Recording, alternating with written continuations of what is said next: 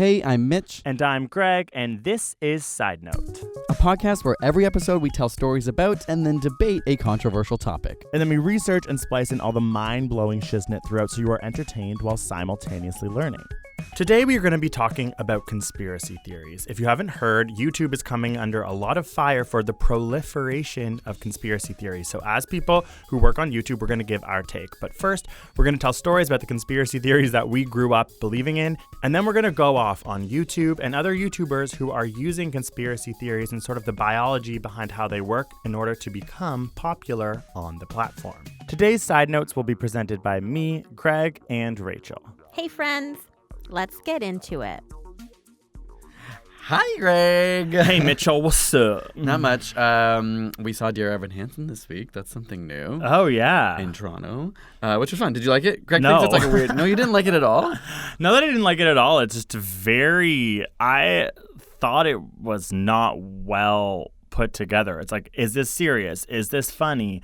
It's about suicide, and I did never find it that funny or that, it didn't land. So there are parts of it that I enjoyed. I like the music. I don't mind the story, but then if you step back every now and then, you're like, comparing this to other like art that does get very serious and touches really well on that, you're like, okay, this is like kind of a child's version. The music is amazing. Yeah. That's what I will say, but other than that, I was like, okay, this is weird, don't need to see this again. But I love musical theater. The only time I did cry was that there's like a mom-son moment in the musical, and then in front of us there was a mom and two kids, and she like put her hand over and like and they all started crying. Yeah, hugged the kids, and then the kids were like, "Mom, stop!" And then they all like started crying, like, and I was like, "This family made me cry." Yeah, when we were leaving, beautiful. I wanted to be like, because the point of that story, in the sense, is like the mom is a single mom, and I think it was a mom with two daughters, and there was no father there. And so I assume. That oh my God, you really created a narrative. Like maybe the man didn't go to the. It's possible, musical. but she was touching them in a way because the mom was literally singing on stage about being a single mother and how hard that was. Yeah. So I was like, oh my God, this is so touching. Comment Corner. Today's comment is from Joshua Spellman, and he got the handle at Joshua Spellman, but with an underscore. Okay, so he wasn't the first one. He said, all these Marineland references have me triggered on #SideNote podcast. I went there a lot as a kid and was headbutted by a deer. Okay, I didn't know there was deer there. Touched beluga shit. Okay. And got a 2nd-degree burn from my mother's cigarette. Oh, and the animal cruelty. But I did get a sick rainbow fanny pack, rainbow whale emoji. Okay, wow. So these are just other great reasons why Marineland is trash. I didn't go there growing up, thankfully, but if I did go, it probably would have been with a picket sign. Oh, what did we learn this week? Gregory Brown, what did you learn this week? So I learned this week from a professor at the University of Ottawa, capital of Canada. For those who don't know, what a place! What a place! Wow, this sounds like it's gonna be epic. It's like, epic. Sounded like you were like in a lecture or something from a university professor. I just love when I listen to science news and it's a Canadian study, and I've noticed that a lot of Canadian scientists are highlighted a lot. Like Canada has good science funding. Okay. Anyways, this is about gentrification. So gentrification is defined as when more affluent people move into an area of a city, usually where less affluent people have historically lived, and then they kind of take over and the businesses change, real estate prices increase, and potentially it pushes the original inhabitants of that area out. So it's something that we hear about a lot. It actually relates a lot to hipster culture, like this idea of like the artists / gays is sometimes a stereotype, move into an area and then it like goes up in value, and that's sort of like how cities like evolve and spread. Yeah. And so there's a lot of anecdotal stories about this, but never really research. So this specific scientist wants to use Google Street View to actually document gentrification in real time by just looking at how buildings get renovated in like potentially gentrificated parts of cities, because they haven't really ever been able to study it that well. So he's trying to raise money to ask Google to give over like the documents and to actually like use an algorithm to study so that there can actually be have like physical evidence. Physical evidence, so that we can like move forward with like planning and like maybe thinking of ways to keep the people who have historically lived there to continue to live there. Essentially, gentrification, we talk about it all the time, but obviously you need studies and science to create action. So that's how they're doing, is using Google Street View. I will just add to that a little shout out to some some friends at Science Versus. They do have an episode on science, on the science of gentrification, and it covers like what science is available right now. And it's really fascinating. Like some things that you think go one way, go the other way. There's no one takeaway because they tackle many different issues and see if they're true or false. I just found it really eye-opening and interesting as somebody who's like a liberal thinker, but you're able to like both find things that you're right about and things that you wouldn't have known. Exactly. And it's something that people talk about all the time anecdotally, but it's good to always have evidence to support claims. What did you learn? So this week I learned that teens sometimes know what's best for them, and sometimes... What, teens? Teens, like teenagers. Okay. You know, we used to be one. Heard of them. And often solitude is the best answer. So there was a study that kind of looked into teens that spend time alone. It was like almost 1,000 teens that they were studying.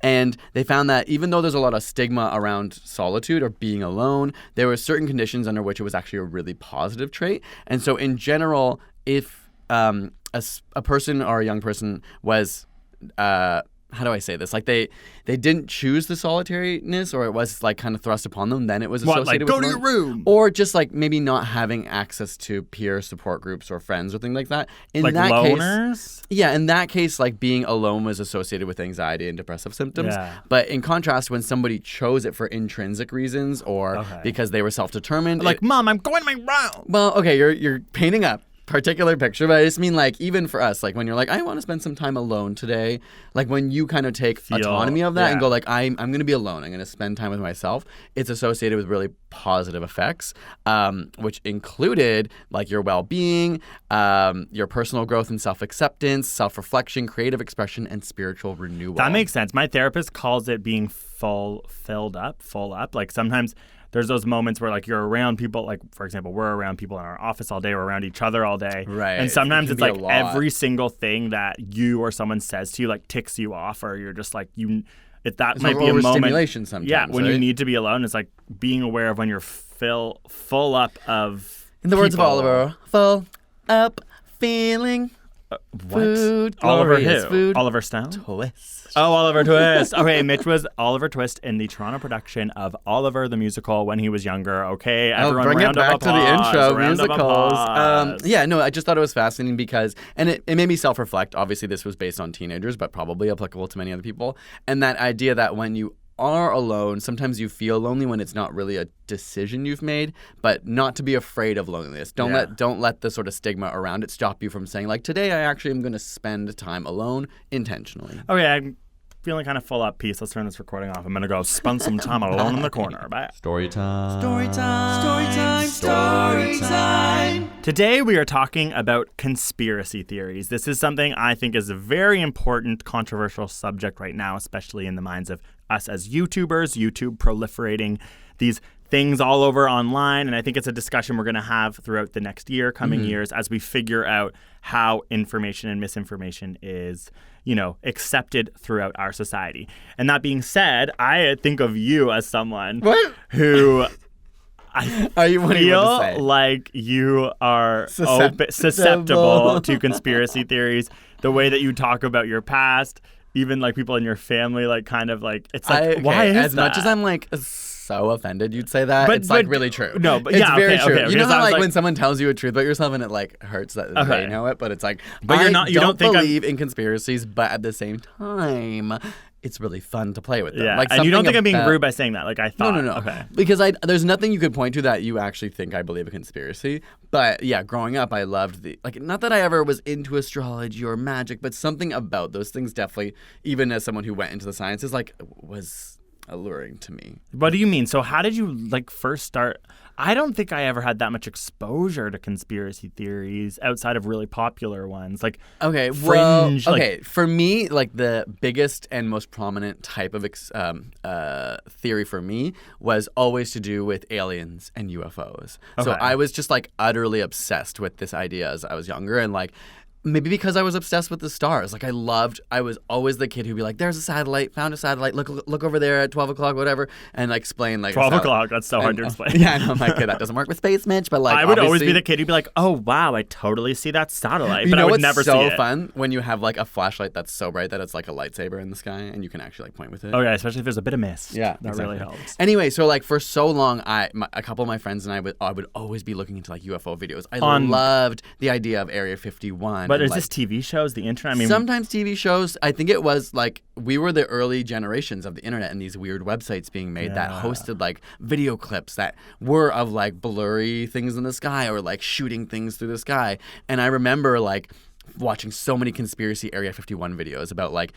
people taking videos and traveling there and like trying to capture like footage. And if you don't know, Area 51 was like a region that they believed that the government was hosting like alien technology, like aliens had crashed, they had taken their bodies, kind of like, you know, Independence Day with Will Smith. so were you and your friends actually like building friendships around believing this? For sure. We would and- fully stare at the night sky, like looking for UFOs. And anytime I'd see a weird cloud, I'd be like, oh my God, I saw a UFO today. I swear.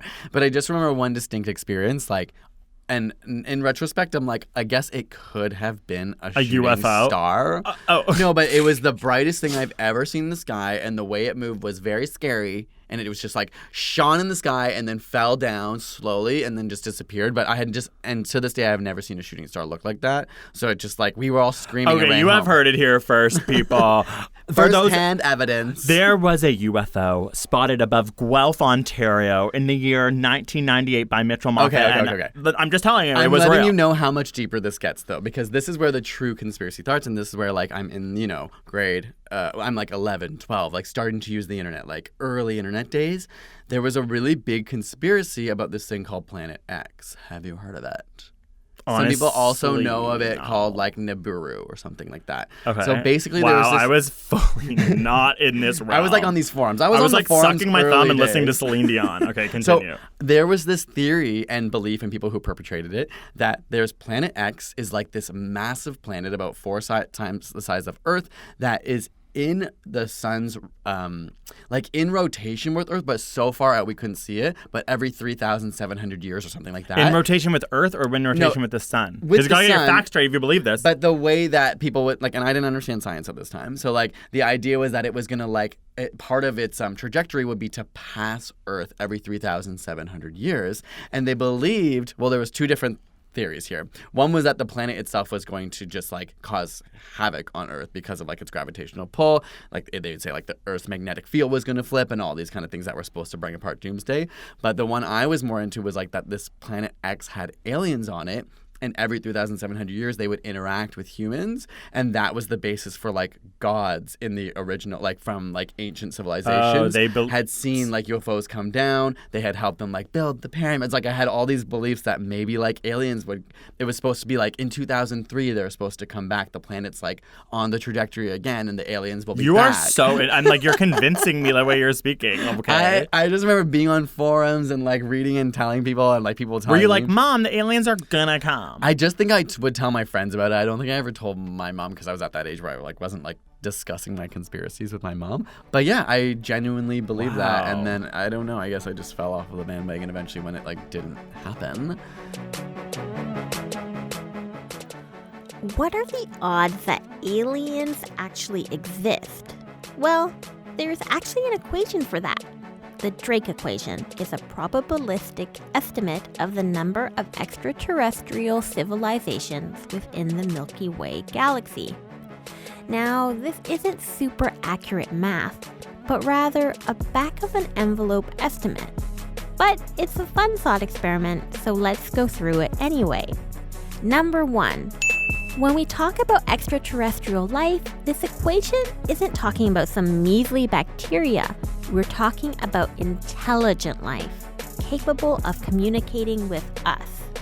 Number 2, how often is a star born?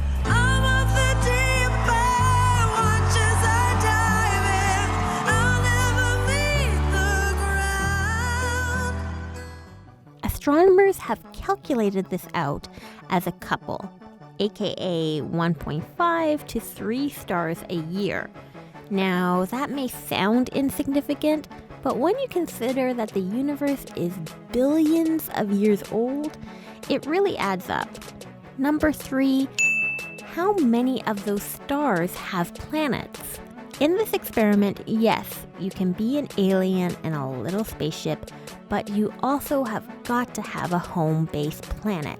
Thanks to NASA's telescope programs like Kepler, we know that for every star, there is roughly one planet, making our solar system of 8 planets, RIP Pluto, pretty special.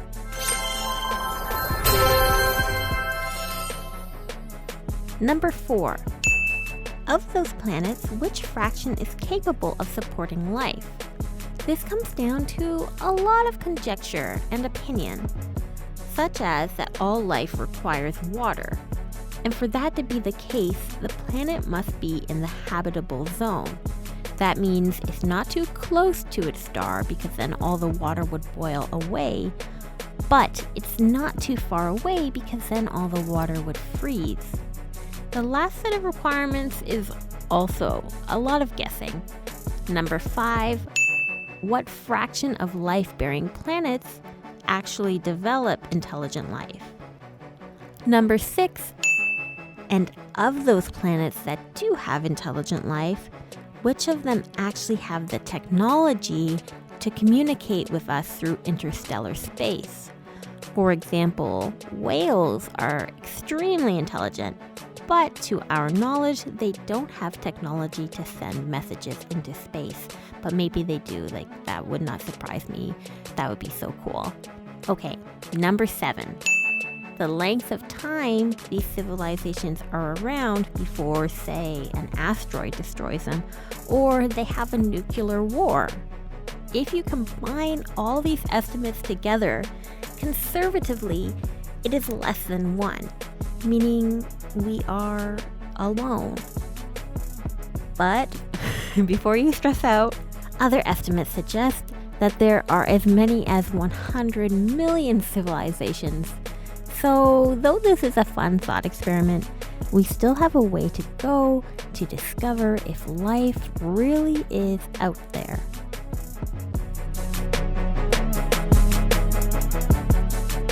Because I wanted to say, like, Well, what do you mean? Why would is it have the conspiracy, like, the biggest conspiracy of all time, like, Y2K? Well, yeah, Y2K was so interesting. Oh my god. It's like, the whole world was fooled with that one. Well, I yeah. still don't understand it to this day. Well, they thought that because we had built everything, I think it was a really interesting time of computers and the knowledge of them being new enough that it was a really exciting thing to get behind thinking happened. And there was a computer programmer in my neighborhood who was convinced that Y2K was seriously going to have a giant issue.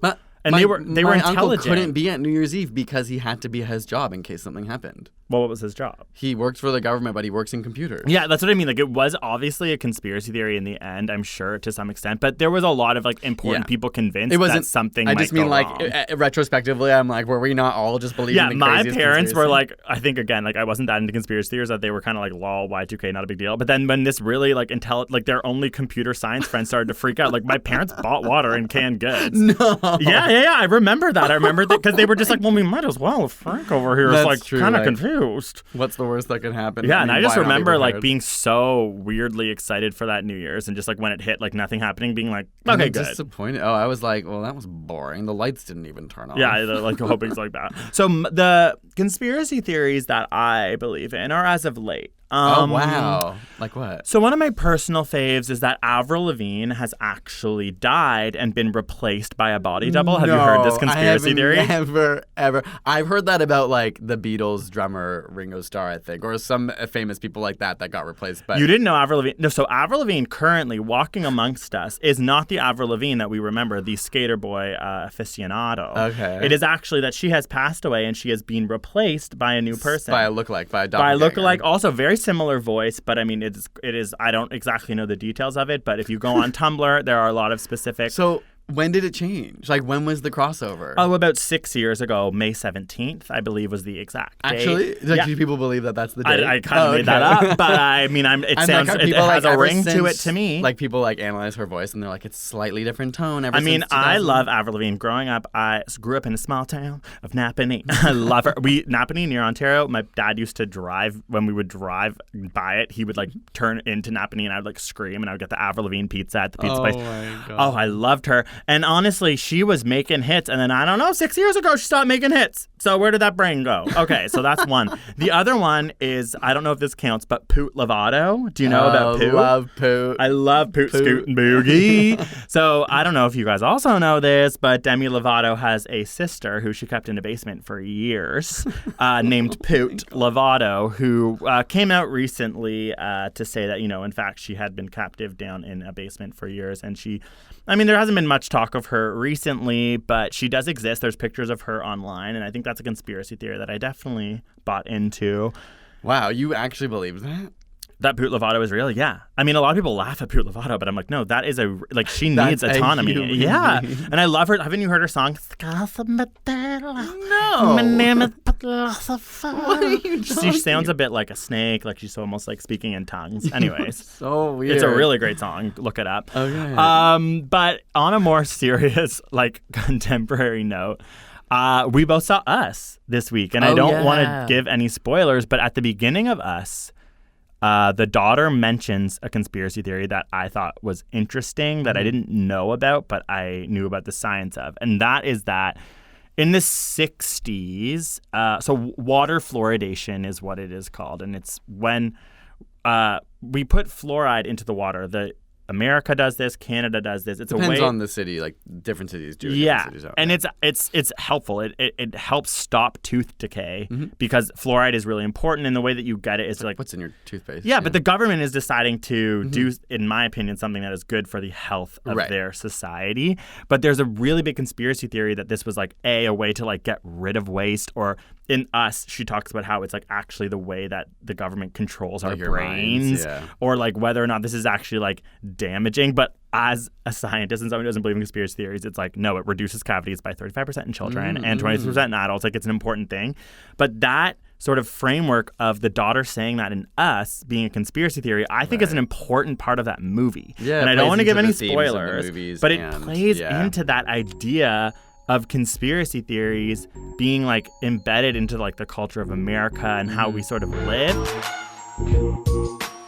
For all you film buffs out there, the water fluoridation reference in the movie Us may harken back to the same conspiracy theory mentioned in Stanley Kubrick's classic Dr. Strangelove. You and I need fresh, pure water to replenish our precious bodily fluids. But where did this conspiracy theory come from? So since the 1940s, the government has been adding the chemical fluoride to the water system, which, just saying out loud, I get why water fluoridation may be a healthy target for conspiracy theories, because the government is adding chemicals to the water. Eek, run for the hills. But the science behind this practice is ironclad. The enamel in your teeth, which consists of a mineral called hydroxyapatite, begins to dissolve whenever exposed to acidic conditions. These acidic conditions are created by bacteria in your mouth. Your saliva normally works to fight against the bacteria and balance out the pH in your mouth so that your teeth don't degrade as quickly or as badly, but it can only go so far. When you add fluoride to your saliva, you can create another mineral called fluoroapatite. And this fluoroapatite is even stronger than hydroxyapatite.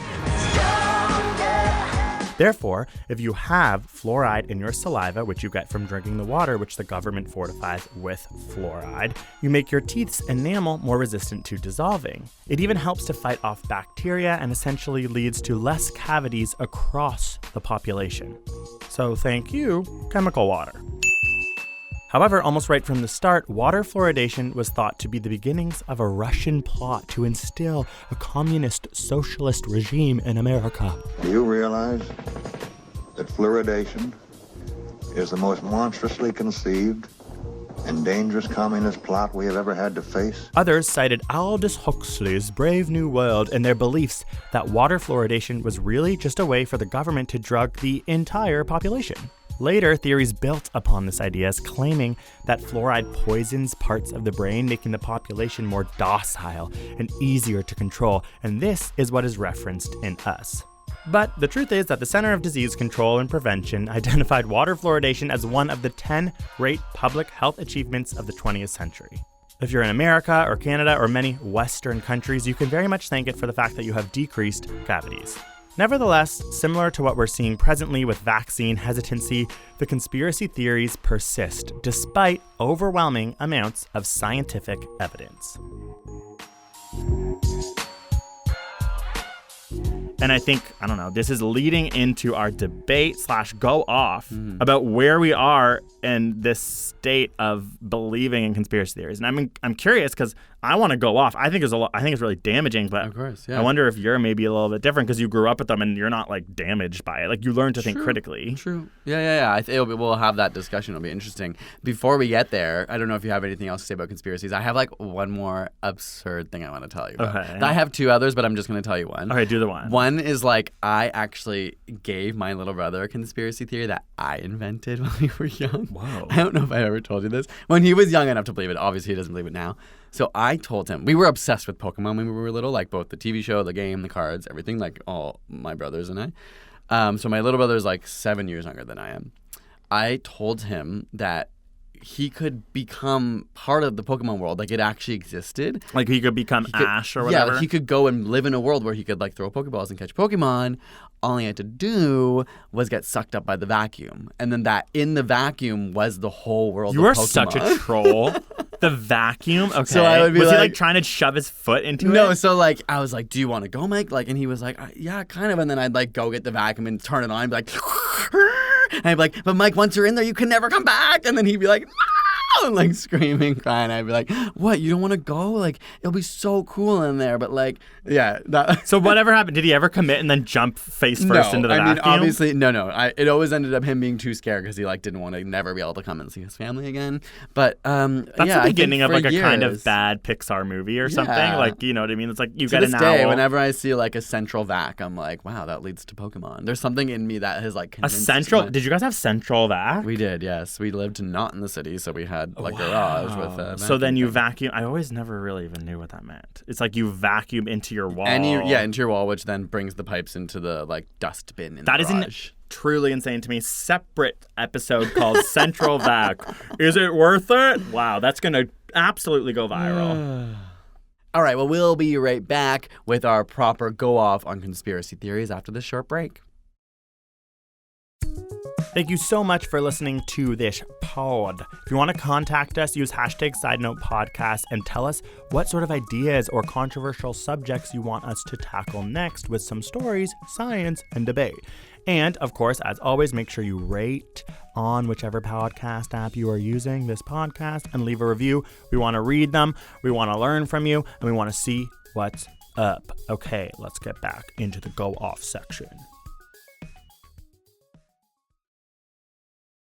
So I personally think that this should be a go-off, not a debate, because I think that it's sort of, in my opinion, a one-sided view on this proliferation of conspiracy theories online. But I don't want to force you to have the same opinion as me, so we can talk about this in like a more open discussion if you actually think it's not we're as not bad. debating. Yeah, I didn't come in here ready for a debate. I literally am just like, debate. you've been so passionate about conspiracy theories. I'm like, are they fun? Am I not? Okay, yeah, that there might be some moments where I like temper my opinion and I'm a little different than you, but I think we can agree that this is mostly a go off section, especially because there's like some massive conspiracies around, like things that have caused a lot of problems. Climate change, vaccines, like political campaigns being fronts for like pedophile rings and things like that, like shootings being faked. Do you know what I mean? Like we're going to talk about all these things that obviously are proliferating on YouTube and leading to also really negative outcomes. So like, me believing in UFOs didn't really have a big impact on the world. I'm not saying it couldn't. I'm not saying that lots of people believing that might not be a problem. But specifically, there are many examples of conspiracy theories that are leading to like violence and stuff. Yeah, so I think that it's important. So People probably listening to this know that we work on YouTube. So we are really always conscious of the trends that are going on. We are conscious of the impact that YouTube has on society. We're conscious of how we have to design our channels to be shared by an algorithm or to be successful online. Like, we're always trying to think about that. And conspiracy theories now, I think for more than ever before on YouTube, are so popular to the point that YouTube is actually trying and being forced to really think how and why do they share these types of videos, because they aren't rooted in fact. And so, and it's like anyone can say anything. Whereas before, like, not that people couldn't say anything, but like news networks where people were getting most of their media couldn't get away with just like an unsubstantiated crazy claim. Exactly. And so I think climate change being used by oh God, every time I say that word, I just want to like pass out. President Donald Trump as a conspiracy theory against business is something that we have to live in a world where there's actually a president who has talked about that before. Like, climate change is not a conspiracy theory, and there for sure are people on YouTube who are proliferating that information. And one thing that really scares me is that when you really get into like the physiology and like the dopamine release of like sort of the thrill you get when you learn about these things and the unknown, and is that type of information is going to be more interesting to people. This is one of my biggest like challenges as like a science communicator. That's a nice way of saying what we sound like. Science YouTuber. Sometimes it's like I say that I'm a science. We do. I know. I just sometimes. Why'd you put it in quotes? No, I mean, like, I know we're science communicators, but I just like sometimes like I don't know. I'm like, it sounds so like profesh. Okay, whatever. We are. I'm just like we're science. Okay, yeah. But as science communicators, it's like science is not necessarily always the catchiest thing. Like, you have to try and spin it. You have to be really careful with the way that you speak. But with things like YouTube, you can say conspiracy theories, they can be as fun as you want. They can be as ridiculous as you want. And that is what our brains are designed to be interested in. And to draw attention to. If something's like dangerous or something seems extreme, your mind is like, I need to be aware of that. And like mistrust in the government, that's an easy thing to get on board with, because it's really fun to blame things outside of your control. And that's really scary when you don't have like effective journalism rules on YouTube, which is why I think YouTube needs to decide, are they a media platform? Like, how are they going to stop this misinformation? But realistically, how do they? Right? Like, with the amount of content that's uploaded all the time, like, what do you think? So if you don't know, there's a lot of problems on YouTube just because like these conspiracy theories are getting out of hand and leading to serious misinformation. YouTube's stance up until this point has been like, hey, like, we can't monitor content. We can start to demonetize things, but we can't take stuff down because that would be... Well, a lot of it's about free speech, too. Yeah, like allowing people to use a platform. I mean, but they also hide behind the fact they're always like 400 hours are uploaded every minute. And it's also like, okay, but then you don't get to reap the benefits. Billions of dollars off of this unless you're willing to put, like, that's the problem. Yeah. Like, if they were a not-for-profit and we're like, we don't know what to do, like, we have this beautiful platform and then it's just out of our control and we don't have the money to do it, it's like, no, they just don't want to dip into their pockets to stop the problem they've created, which is really frustrating, I think. And I think that also they've tried, like, with that, they want on conspiracy theory videos to have a link below to a Wikipedia page that actually brings up the real information. Like, that's something they're actually trying to bake into their algorithm. I guess, I mean, and that's like, they probably can do that. I think that's at least they can, of course, do that. I guess, I'm sorry, my question is like, how does the algorithm know when something, other than knowing it's a topic that is ripe for conspiracy theories, how does it know otherwise if something is a conspiracy theory? How does it know when something gets flagged that's real and honest not also get flagged as a conspiracy theory? Like, I mean, these algorithms and programmers are hopefully much smarter than I am, but there's so much nuance to this that they should be putting the resources into. I'm just like, how are they gonna do that? Well, okay, so there's a specific. It's called Section 230, and it's like a literal like law. It's like in the Communications Decency Act, and it's a law that prevents YouTube, Facebook, and Twitter from being held legally liable for the content posted by their users, right? So it's like there's actually like a law that doesn't hold them accountable for what is said on their platform, and so that is something like they don't get in trouble for what people say on their platform, and they also don't get in trouble if they make an algorithm that recommends those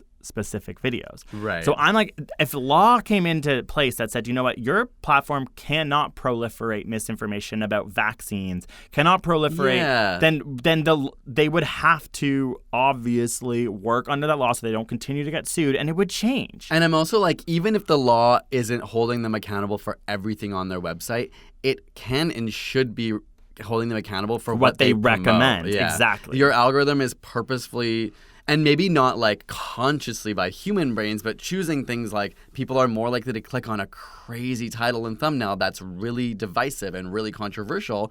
Of course that makes sense, but they need to create an algorithm that doesn't suggest and profit off of those things. So I think we should talk right now so people really fully understand, or what are some of these damaging conspiracy theories that have happened online. So one, you were talking about a shooting. One was the reporter was shot on live television, and it was awful, and it led the family in mourning to make a very obvious decision to start to advocate for proper gun laws in America. Mm-hmm. And then it was all of a sudden taken as a conspiracy theory that it was a fake murder, like used by the left to create like gun ownership, like trying to take away our guns. And that was very popular on YouTube. And so that family is now trying to like sue YouTube and figure out a way to be like, how can we, because like, what would that standing have up done to that family? You know what I mean? Yeah. You're like, the person I love is dead, and you're trying to tell me that we were used for, like, that we faked it. Like, that is messed up. That's similar to, like, Alex Jones on Sandy Hook being done by actors. And I know he's come out and said, like, oh, it's often taken out of context. Like, he was just reporting on the theories. I think it's his whole argument. Like, I didn't say that. I was just bringing up that lots of people think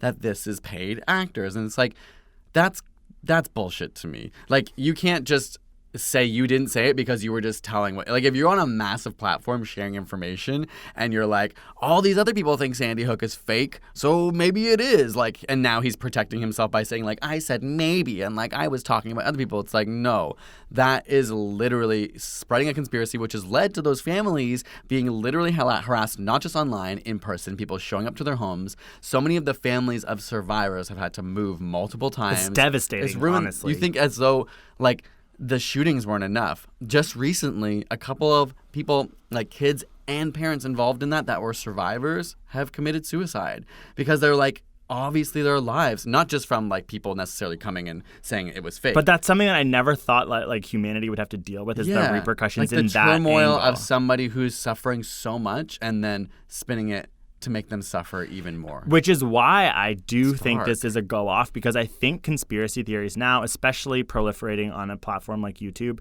whether it is something like that, which is blatantly awful and based in violence, or even the Pizzagate shooter, the fact that was just like obviously a made up conspiracy theory that led to violence, those are dangerous. Mm-hmm. But I also think it's to be said that, you know, like these Shane Dawson videos that are like very popular because they're conspiracy theories, even getting down to something like Area 51 on a platform like YouTube, you need to understand the impact that has on people's ability to think critically. And I think YouTube is such a huge platform for young people that YouTube really needs to think about how are they educating a whole generation of people to think about the world. Like, you need to understand what is an actual resource for effective backed information and fact. Because if you're getting your information from people's opinion and all these popular YouTubers, like, that's going to create over time, you're going to lose your ability to understand where real information comes from. And that, it means a whole generation of people are being programmed differently.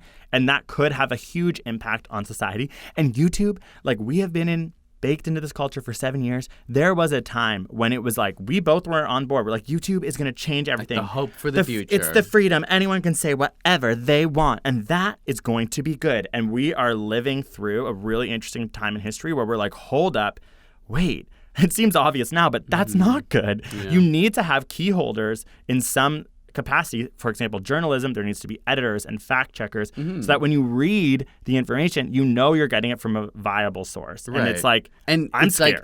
Like one of those Pew Research studies found that it was like half of people using YouTube use it for news and information about like relevant events. And so even if stuff is spliced in with that, like someone could say, what often happens with conspiracy theories is you start with a grain of truth. And that's what primes people to be like, hey, this is an indisputable thing. Or even in a news like YouTube channel, someone just saying things factually and then gradually bringing in the moments and tying them in that are not supported in any way. And it is really dangerous. Like, of course, we hope that people on YouTube, there are reliable channels, and our channel I know we should talk about that, because we are the same. Like, no one's coming down on us if we were to do something wrong. YouTube doesn't follow up with us and they trust us. The podcast listeners need to know everything video we've made is based it's all fake. I'm just kidding, but it could be. It's true. Like sometimes, like I think about like if we. Not that we could start a successful conspiracy, but like we could misinform people even incidentally, but some we could do it intentionally. Like if we want to make a video of fake science, it might get called out, but there might be hundreds of thousands of people that leave that video not knowing any better. And so for the what do you do about people that? Listening, we put all of our references in our description, and we confidently call our channel ASAP Science. So we want to be held to the standards of science, and that does open up. Like we've had videos in the past where we get emails and people say, this is my opinion from science. Like we've either changed them, sometimes we take them down. Like we are really open to that because that's what we want. But it's like we fully understand the fact that we can put whatever we want on YouTube, and no one is essentially fact checking us, which is really interesting. It puts a lot of responsibility and time on us, but then it's like we are always trying to think of the catchiest title and the best thumbnail, and I'm like, imagine we were someone else without science degrees and we just would be like, oh, okay, well, why don't we just tweak this a bit? Like, there's no harm. You see like, where that leads even with people like Logan Paul. Like, that's nothing to do with conspiracy, but it is to do with extremist content, right? Yeah. Like, stuff that really is shocking and overvalued. And that, in many ways, is what conspiracy theories fall into. People are fascinated by them. And I think, like, yeah, we should talk a little bit about what does it mean to be fascinated by, like, stories of ghosts, stories of UFOs, like, because the hard part is, okay, we really don't have very much, if any, evidence that ghosts are real, okay? But are we saying that none exist, that we shouldn't be allowed to talk about it? Like, what's the line, I think, of saying ASAP Science Video wanted to talk about UFOs and actually look incredibly at any evidence that ever existed or didn't exist, whatever. Should that video be taken down? Or I guess that's maybe what they're trying to do is find a step like putting a Wikipedia page so you can cross-reference. Hey, here's a controversial topic. Here's another resource so you can at least see if it's like completely off base with what this channel or this video is saying. But recommending. It's like, can you you might have to build an algorithm that makes less money for your platform. Yeah. You might have to think less in a capitalist sense and think, okay, if this person's watching a lot of videos about ghosts, the obvious thing what YouTube does now is it suggests more videos about ghosts, more videos, maybe even about other conspiracy theories. Mm-hmm. But actually, if they cared about humanity, they'd be like, okay, why don't we put the next recommended video as something that's actually debunking ghosts, or maybe like a scientific look at ghosts, or literally something about something completely out of the wheelhouse to allow people to have a more nuanced perspective on the world. But they haven't thought about that. They've thought about what is the best way to get eyeballs on their platform, to not leave the platform. Yeah, and that is about making money and keeping people within their ecosystems. And we are, for the first time, really starting to feel the negative aspects of that. And it's just frustrating because we know YouTube, we know their algorithm, and we know that there are literally people who I'm like, it's your fault. You know what I mean? Like, you have to fix this. Yeah, or there's a you don't certain have point to, where I think for long enough, YouTube employees, YouTubers have sat aside and said, like, look, like, no one person's responsible. Like, I didn't program it. Like, I'm not. But it's like, no, if you work at YouTube, you're responsible. Like, and if you are a YouTuber who doesn't talk about it, doesn't acknowledge it, doesn't try and call out that there is a lot of bad education out there, then you're part of that problem. Because it's like when a corporation gets so greedy and there's so many levels of not just corruption, but money hunger that no one person, of course, is running the business. It's run by thousands of people, but all that complacency leads into a world that is only leading to a single goal, which is money, which of course is going to lead to problems. Mm-hmm. And I'm just like, yeah, it's just come to a point where it's like you can't work at YouTube unless you're actively fighting against this and not say you're part of the problem. And I just, to wrap this up, I just remember a long time ago, a really high up person at YouTube saying they are so excited for the future when you come home from work and they've built an algorithm that knows exactly Right. what you want to watch. That you don't have to click anything. Anything, it just starts playing. And I remember it was like this time everyone clapped. It was like, that's genius. There wasn't a critical thought around that notion at all. And here we are probably about 5 years later where I'm like, That was that long ago that was said. Yeah, but I mean, it was one of the first sort of like those types of meetings that we went to. And it was like, I don't think they would say that confidently now in the same way, even though that's the way the system was built and continues to be built. Yeah. But I think they wouldn't, from a PR perspective, say the same thing because we now understand from a societal perspective. That's a problem. Like, people like, if you're deciding what people want to watch, then you're deciding that then people you are are going to think. responsible. Yeah. Do you know what I mean? Like, also, then you can't say YouTube's not responsible for what goes on our platform. It's like, no, then you are fully responsible for what's on your platform if you're fully recommending. Yeah, it's like they're always just being like, it's not us, Tube, it's YouTube, like throwing it all on us. Mm-hmm. All right. Well, I mean, I'm curious to know what other people's thoughts are. I also really want to know what other people's favorite conspiracy theories are. There's one I didn't talk about. I won't go into it, but his name is John. I love how you're just Have you going ever heard of back it? into this. I'm just gonna tell you the premise. John Titor, 1998, sent a fax, was from the future, disappeared for years. 2003 comes back on the forums, is like a man from the future explaining that he knows all this stuff, blah, blah, blah. Anyway, I got real deep into John Titor. It was very fascinating. What did he know? Well, you'd have to go. It's just so hypocritical that we're literally and this is only creating damage, and I'm literally like, we're ending who's John Titor? What did he say? Should I brush my teeth? Should I floss? I want to know other people's conspiracy theories, and that was another one that stood out that I didn't talk about. So you really love conspiracy theories, but you're able to see... I don't anymore. It's just when I was young, it shows how susceptible and how exciting it is when you're young. Yeah. To read those stories and to be like, oh my gosh, a person from the future has come back to our time and is on this And your brain's website. still developing, and you're still figuring out how the world works, and it's easy to get together to stick it to the government or whatever. Anyway, use the hashtag Sidenote Podcast to let us know, or at Whale Watching Please, or at Mitchell Moppet, and we will maybe share some of your conspiracies as a comment corner on tell the next us. podcast, because that'd be really fun. Otherwise, thank you for thank you for listening, and you'll You'll see hear you from next us next week. Bye. Peace.